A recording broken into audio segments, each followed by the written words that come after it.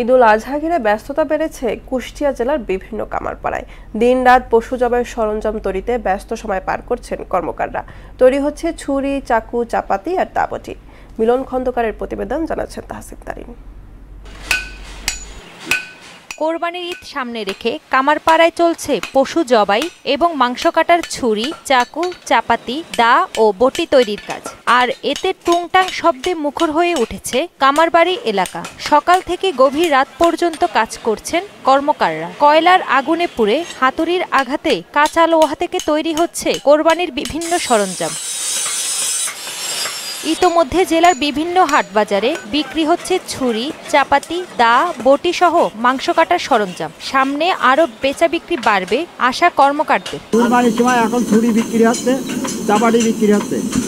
চাপাটিগুলো 600 টাকা, ছুরিগুলো 800 টাকা। আগের অংশ খুব কম দেখছি, পরবর্তী সামনে টাইম আছে, হতে পারে আল্লাহ দিলে হবে। কুরবানি আসলে পরে কাজের চাপ একটু বাড়ে, বছরের ব্যবসা একটু কমা হচ্ছে।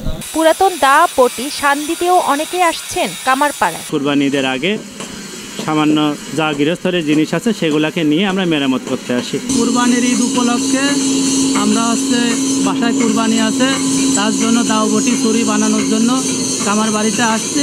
বছরের অন্য সময়ের তুলনায় কোরবানির সময় কাজ বেশি হয়, তবে পরিবার পরিজন নিয়ে সংসার চালাতে কষ্ট হয় মালিক শ্রমিক সবার। তাহসিন তারিন, মোহনা সংবাদ।